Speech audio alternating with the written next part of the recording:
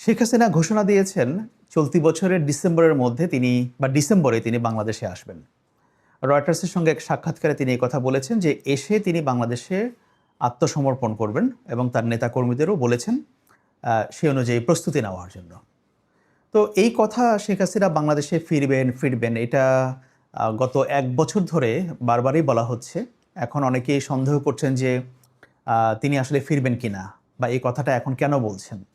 বা প্রশ্ন হচ্ছে উনি যদি বাংলাদেশের আদালতে এসে আত্মসমর্পণ করতে চান তাহলে এই সময়সীমাটা ডিসেম্বর মাস কেন? এখন তো জুলাই মাস, তো এটা সামনের মাসে না কেন, অগাস্টে না কেন? তো এই লম্বা সময় দেওয়ার অর্থটা কি? এটা নিয়ে নানা আলোচনা হচ্ছে।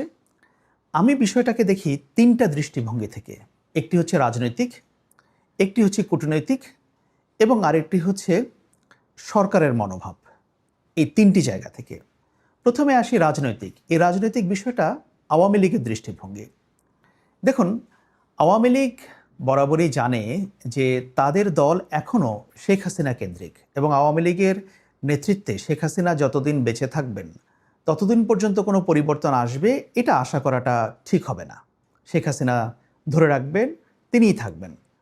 এখন প্রশ্ন হচ্ছে যে এই যে দেখুন, গত 23শে জুন আওয়ামী লীগের প্রতিষ্ঠাবার্ষিকীকে কেন্দ্র করে তার আগে আওয়ামী লীগ খণ্ড খণ্ড বিভিন্ন জায়গায় কিছু মিছিল করেছে, কিন্তু 23শে জুন এসে বিএনপি এবং জামায়াত বিষয়টাকে যেভাবে ট্যাকেল করেছে যৌথভাবে রাস্তাঘাটে, তখন আওয়ামী লীগের আর কোনো প্রেজেন্স নাই। এবং 23শে জুনের পর থেকে কিন্তু আপনি আওয়ামী লীগের আর কোনো খণ্ড খণ্ড মিছিল বা কোনো কিছু সোশ্যাল মিডিয়াতে এখনও অবধি আর দেখা যাচ্ছে না। টুকিটাকে 2-1টা হয়তো চোখে পড়তে পারে। তো এখন এরপর থেকে আওয়ামী লীগ অনেকটা ম্রিয়মাণ। তারা হয়তো বুঝতে পারছে যে না, এইভাবে তারা চাইলেও ফিরে আসতে পারবে না। সুতরাং শেখ হাসিনাকে তো একটা ভূমিকা নিতে হবে। সেই ভূমিকাটা কি? অর্থাৎ আমার যেটা মনে হচ্ছে, শেখ হাসিনা একটা টাইম ফ্রেম দিয়েছেন আগামী 5 মাসের বা 6 মাসের কাছাকাছি। এটা দিয়ে নেতাকর্মীদেরকে একটু চাঙ্গা রাখা। এখন উনি যদি বলেন যে হ্যাঁ আমি আগামী মাসেই আসবো, তাহলে তো টাইম ফ্রেমটা কম হয়ে গেল। তা আগামী মাসে যদি আসতে না পারেন বা না আসেন তখন কি হবে? তো এই জন্য একটা লম্বা সময় দিয়ে রাখলেন এবং তিনি ওয়েট করছেন যে এই 6 মাসের মধ্যে রাজনৈতিক পরিস্থিতির কোনো পরিবর্তন হয় কিনা, মূলত দলীয় নেতাকর্মীদেরকে চাঙ্গা রাখার দৃষ্টিভঙ্গি থেকে। এবং বিভিন্ন জায়গায় আওয়ামী লীগের যারা নেতা ছিলেন, এখন যারা পলাতক আছেন বিভিন্ন দেশে, তাদেরও কিন্তু এখন আর তেমন কোনো উচ্চবাচ্য শোনা যাচ্ছে না। তারাও ঠিক বুঝে উঠতে পারছেন না যে পরিস্থিতি কোন দিকে যাচ্ছে। সুতরাং একদিকে দেশে অবস্থান করা তার কিছু কর্মী, অন্যদিকে যারা বিদেশে পলাতক আছেন তাদেরকেও একটা সমন্বয় করার জন্য এই কথাটা তিনি বলেছেন, এটা আমার ধারণা। আর দ্বিতীয় কথা হচ্ছে, দেখুন, দেশের ভেতরে আওয়ামী লীগের একটা যতই ক্ষুদ্র হোক সাপোর্ট গোষ্ঠী যদি থাকে, কেউ বলছেন যে হ্যাঁ এটা 20% আছে, কেউ বলছেন না এটা 25%, কেউ বলে না 30%। আমি ধরে নিলাম তর্কের খাতিরে যে আওয়ামী লীগের সাপোর্ট বেস 30%, স্রেফ তর্কের খাতিরে ধরে নিলাম। এখন যারা এখন আওয়ামী লীগ করছেন বা আওয়ামী লীগের সঙ্গে কথা বলছেন বা আওয়ামী লীগের পক্ষে কথা বলছেন, তারা কিন্তু 5ই আগস্টের আগেও আওয়ামী লীগ ছিলেন। এই গোষ্ঠীটা কিন্তু এমন না যে 5ই আগস্টের পরে নতুন করে তৈরি হয়েছে। এবং তারা 5ই আগস্টের আগে আওয়ামী লীগের যে ব্রুটালিটি এবং তাদের যে দমনপীড়ন, এটাকে তারা সাপোর্টই করেছেন। সুতরাং এমন কোনো বিষয় না যে এখন নতুন করে আবার আওয়ামী লীগের বিরাট সমর্থক গোষ্ঠী তৈরি হয়েছে, তা না। এখন তর্কের খাতিরে আমি যদি ধরে নেই আওয়ামী লীগের 30% অব দি সাপোর্টার আছে, তাহলে আওয়ামী লীগ বিরোধী লোক আছে 70%। সেটা বিএনপি, জামায়াত ইসলামী, বিভিন্ন রাজনৈতিক দলের মিলে। এখন ওই 70% লোক, তারা কি এই 30%কে দাঁড়াতে দেবে? বা এই 30%কে তারা কোনো রকম এন্টারটেইন করবে? মোটেও করবে না। এবং অতীতে দেখেন যে যতবারই আওয়ামী লীগের ফিরে আসার কথা হয়েছে, ততবারই কিন্তু বিএনপি, জামায়াত এবং অন্যান্য রাজনৈতিক দলগুলো, এনসিপি সহ, তারা এক হয়ে গেছে। সো আওয়ামী লীগ এতদিন চেষ্টা করেছে যে বিএনপিকে একটু আলাদা করার জন্য অন্যদের কাছ থেকে, যাতে করে বিএনপির একটা হেল্প পাওয়া যায়, কিন্তু তারা আদতে দেখেছে যে না, বিএনপির অবস্থানে কোনো পরিবর্তন হবে না, বিএনপি তার মতো করেই থাকবে। সুতরাং এখন এই ফিরে আসার ঘোষণার মাধ্যমে আওয়ামী লীগ একটা অন্তত সোশ্যাল মিডিয়ায় হোক বা যে কোনোভাবে হোক একটা, যে তাদের নেত্রী ফিরবেন, এরকম একটা আশা জিইয়ে রাখার জন্য এই কাজটা করা হচ্ছে। সেকেন্ড থিং আসি কূটনৈতিক ব্যাপারটা কি, যে পশ্চিমারা এখন শেখ হাসিনাকে নিয়ে খুব বেশি মাথা ঘামাচ্ছে না। To be very honest. কেন ঘামাচ্ছে না? কারণ শেখ হাসিনা ক্রাইমস এগেইনস্ট হিউম্যানিটির দায়ে অভিযুক্ত, অলরেডি তার মৃত্যুদণ্ড হয়েছে বাংলাদেশের ইন্টারন্যাশনাল ক্রাইমস ট্রাইব্যুনালে। এবং পশ্চিমারা আপনি দেখেন যে অতীতের বিভিন্ন জায়গায় যত ধরনের অটোক্রেটিক বা ডিকটেটরশিপ যেটা ছিল, যারা একবার দেশ ছেড়ে চলে গেছে বা দেশ থেকে পালিয়ে গেছে বা যাদের বিরুদ্ধে বড় আকারের অভিযোগ আছে, তাদের ব্যাপারে পশ্চিমারা কি ঠিক সরাসরি কখনো আর দাঁড়ায় না। এরকম নজির খুব একটা নাই। আবার দাঁড়ালেও এটার জন্য একটা সময় লাগে। এই সময়টা 1 বছর, 1.5 বছর, 2 বছর বা 3 বছর না, 5 বছর না। এটা দীর্ঘ সময় পরে। এবং কোথাও কোথাও পশ্চিমারা দাঁড়ায় যখন সেই ডিকটেটরের একটা ইফেক্টিভ কোনো বিকল্প না থাকে বা দেশ পরিচালনার জন্য কোনো বিকল্প না থাকে। কিন্তু বাংলাদেশে তো সেই সিচুয়েশনটা নাই। বাংলাদেশের বিএনপির মতো বড় পলিটিক্যাল পার্টি আছে, জামায়াত ইসলামী আছে, সো একটা এখানে রাজনৈতিক ধারা আছে, পলিটিক্যাল পার্টি আছে। রাদার যেটা পুশ করার চেষ্টা করে পশ্চিমারা যে হ্যাঁ, ওই পলিটিক্যাল পার্টিটা যারা ক্রাইমস এগেইনস্ট হিউম্যানিটি যাদের নেতা নেত্রীরা করেছেন, সে দলটা তো আর অপ্রাসঙ্গিক হয়ে যাবে না, দলটা লাগবে। সো সেই দলের মধ্যে নতুন কোনো নেতৃত্ব আসে কি না সেটাকে বরং তারা এনকারেজ করতে পারে। বাট পুরনো নেতৃত্বের সঙ্গে পশ্চিমারা সেভাবে আর দহরম মহরম করা বা তাদেরকে এন্টারটেইন করা, তাদের সঙ্গে যোগাযোগ করা, সেটা আর করে না। এখন আসা যাক প্রতিবেশী ভারতের ভূমিকা। দেখুন, ভারতের কাছে ইন্টারিম সরকার বারবারই শেখ হাসিনাকে ফেরত চেয়েছে, বিএনপি সরকার আসার পরেও চেয়েছে, এবং ভারত এটা নিয়ে কখনো সরাসরি কথা বলেনি। এবং তারা অবশ্য কখনো কখনো বলছেন ভারতের বিভিন্ন মহল থেকে যে শেখ হাসিনা আমাদের এখানে অতিথি। আমার কাছে যেটা মনে হচ্ছে যে ইন্ডিয়া শেখ হাসিনার কাছে একটা বড় বার্গেনিং চিপ হয়ে থাকবে। শেখ হাসিনাকে ব্যবহার করে ভারত বাংলাদেশের সরকারের উপর, বাংলাদেশের উপর ক্রমাগত কিছু কূটনৈতিক চাপ প্রয়োগ করবে, কিছু খেলার চেষ্টা করবে। এখন হাসিনাকে যদি দিয়েই দেয়, সে যদি চলেই আসে, সে যদি ভারতের হাতে নাই বা থাকে, তাহলে ভারত তো আর সেটা করতে পারবে না।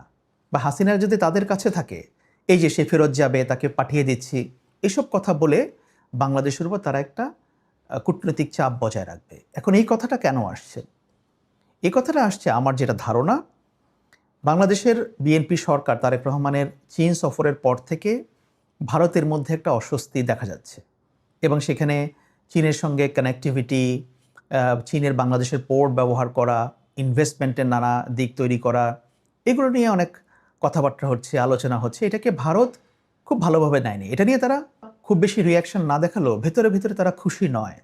এজন্য শেখ হাসিনাকে দিয়ে ভারত বর্তমান সরকারের উপরে একটা প্রেশার তৈরি করার চেষ্টা করছে কূটনৈতিকভাবে বা রাজনৈতিকভাবে, যেহেতু চীনের সঙ্গে সরকারের একটা সুসম্পর্ক তৈরি হচ্ছে।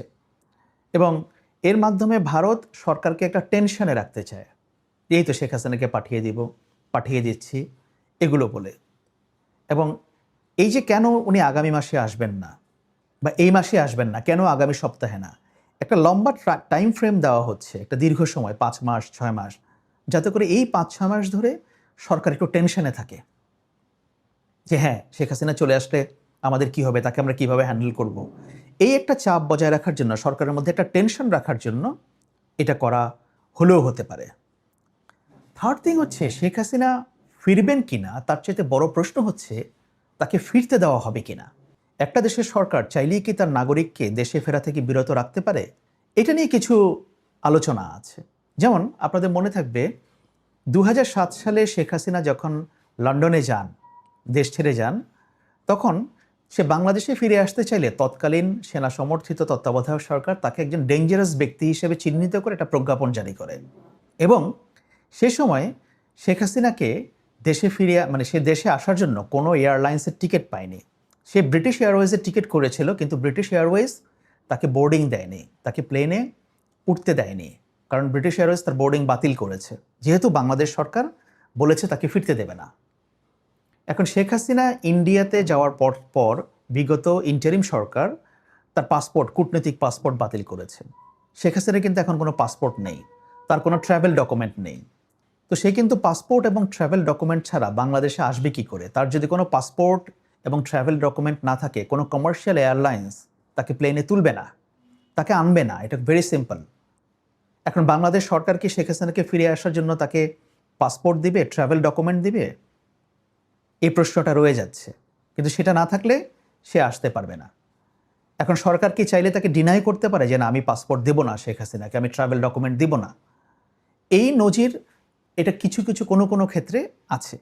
জাতিসংঘের যে কনভেনশন, এখানে যে আন্তর্জাতিক মানবাধিকার আইন, সেই দৃষ্টিতে কোনো দেশের সরকার সে দেশের নাগরিককে তার দেশে ফিরে আসতে বাধা দিতে পারে না।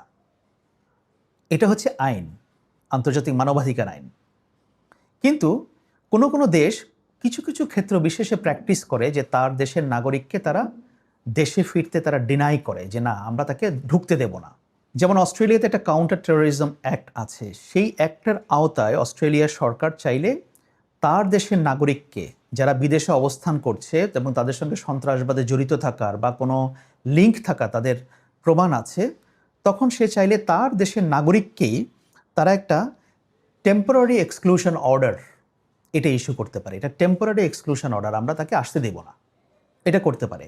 আপনারা ব্রিটেনের এক্সাম্পলের কথা মাথায় রাখতে হবে। ব্রিটেনে শামিমা, যে আইএসের হয়ে লড়াই করার জন্য বা আইএসের সঙ্গে সে মিশে সিরিয়াতে চলে গিয়েছিল, এই শামিমাকে ব্রিটেনে ফিরতে দেয়নি ব্রিটেনের সরকার। এটা নিয়ে বহু কাঠখড় পোড়াতে হয়েছে, কারণ সে সন্ত্রাসবাদের অভিযোগে অভিযুক্ত। সেজন্য ব্রিটেনের সরকার তাকে ফিরতে দিচ্ছিল না। এটা নিয়ে ব্রিটেনের আদালতে বহু লড়াই হয়েছে, বা আদালতে এটা নিয়ে অনেক লড়াই হয়েছে। শেষ পর্যন্ত এটার কোনো সুরাহা হয়নি। শামীমা কিন্তু এখনও ব্রিটেনে ফিরতে পারেনি। এখন বাংলাদেশ সরকার যদি মনে করে যে শেখ হাসিনা মানবতা বিরোধী অপরাধের দায়ে সে দণ্ডিত এবং তার দলের লোকজন এখনও যেভাবে কথাবার্তা বলছে, মানুষজনকে হত্যার হুমকি দিচ্ছে এবং বলছে আমরা আসলে এটা করব, দেখে ছাড়ব, এই যে নানা কথাগুলো বলছে, সরকার চাইলে এটাকে কগনিজেন্সে নিয়ে এই কেসটাকে তারা দাঁড় করাতেও পারে। এখন সরকার সেটা করবে কিনা, বা এটা দাঁড় করালেও এটা ধোপে টিকবে কিনা, এটা নানা ব্যাপার আছে। তবে সাধারণত কোনো ডিকটেটর যারা হত্যাকাণ্ডের দায়ে অভিযুক্ত, ক্রাইমস এগেইনস্ট হিউম্যানিটির দায়ে অভিযুক্ত, তারা একবার দেশ ছেড়ে গেলে তার দেশে ফিরে আসার জন্য একটা বড় আকারের ইন্টারন্যাশনাল নেগোসিয়েশনের প্রয়োজন হয়, এবং এখানে পশ্চিমা দেশগুলোর অন্তর্ভুক্তি একটা গুরুত্বপূর্ণ বিষয়। কারণ এই নেগোসিয়েশন যদি না হয় তাহলে পরে তার ফিরে আসাটা কঠিন হয়ে দাঁড়ায়। তখন বাংলাদেশ সরকার চাইলেও যে কোনো স্টেপ নিতে পারে। ওই যেটা বললাম, তাকে পাসপোর্ট না দিতে পারে, তাকে ট্রাভেল ডকুমেন্ট না দিতে পারে, যে তাকে আমরা ফিরতে দেব না। আর সরকারের জন্য এখানে একটা বড় চ্যালেঞ্জ হবে যদি শেখ হাসিনা, ধরে নিলাম, ফিরে আসে এবং এটাকে ম্যানেজ করা তার জন্য কঠিন হবে, তার নিরাপত্তা বিধান করা সরকারের জন্য কঠিন হয়ে পারে। এটা বাড়তি ঝামেলা তৈরি হবে সরকারের জন্য, যে সে জেলখানা থাকবে, তার নিরাপত্তা কিভাবে দেবে, নিরাপত্তা এটা নিশ্চিত করবে কিভাবে। কারণ এখনো পর্যন্ত যে ক্ষোভ আছে, নানা বিষয় আছে, এটা থেকে যে কোনো কিছুর, যে কোনো ধরনের পরিস্থিতি হতে পারে এবং বাংলাদেশের পরিস্থিতি অস্থির হয়ে উঠতে পারে। তাহলে সরকার এটাকে কি করে ম্যানেজ করবে, তো এটা একটা বড় প্রশ্ন। এখন ইন্টারন্যাশনাল নেগোসিয়েশনের প্রসঙ্গে যেটা বলছি, যে দেখুন, জাতিসংঘের রিপোর্টেই বলা হয়েছে যে এখানে প্রায় 1400-র মতো মানুষ মারা গেছে, বা এই জুলাই অভ্যুত্থানকে কেন্দ্র করে। তো এখন জাতিসংঘের এই রিপোর্টটাকে কিন্তু ইন্টারন্যাশনাল কমিউনিটি, বিশেষ করে পশ্চিমা কমিউনিটি, তারা এটাকে গ্রহণ করেছে, তারা এটাকে দেখছে। সুতরাং ওই রিপোর্টটার বলবৎ থাকা অবস্থায় ইন্টারন্যাশনাল কমিউনিটি শেখ হাসিনাকে ফেরার জন্য, বিশেষ করে পশ্চিমারা, কোনো ধরনের নেগোসিয়েশনে তারা যাবে বা বলবে, এইটা খুব একটা গ্রহণযোগ্য কথা মনে হচ্ছে না। এখন আন্তর্জাতিকভাবে সেই নেগোসিয়েশন না হলে তার ফিরে আসাটা কতটা সহজ হবে, এটা একটা বড় প্রশ্ন। তবে আমি যে প্রশ্নটা রাখতে চাই সেটা হচ্ছে, সে ফিরে আসবে কিনা। অনেকে বলছে আসবে না, তার চেয়ে বড় প্রশ্ন হচ্ছে যে সে আসলে ফিরে আসতে পারবে কিনা, বা তাকে ফিরে আসতে দেওয়া হবে কিনা। এই প্রসঙ্গটা হচ্ছে একটা গুরুত্বপূর্ণ বিষয়। সুতরাং এখানে তিনটা প্রশ্নই সমানভাবে খাটে। দেখা যাক, অতীতে তো শেখ হাসিনা বলেছেন বা তার দলের লোকজন বলেছেন যে তিনি ফিরে আসবেন। সামনের দিনগুলোতে কি ঘটে, এই জন্য ডিসেম্বর পর্যন্ত আমাদের অবশ্যই অপেক্ষা করতে হবে।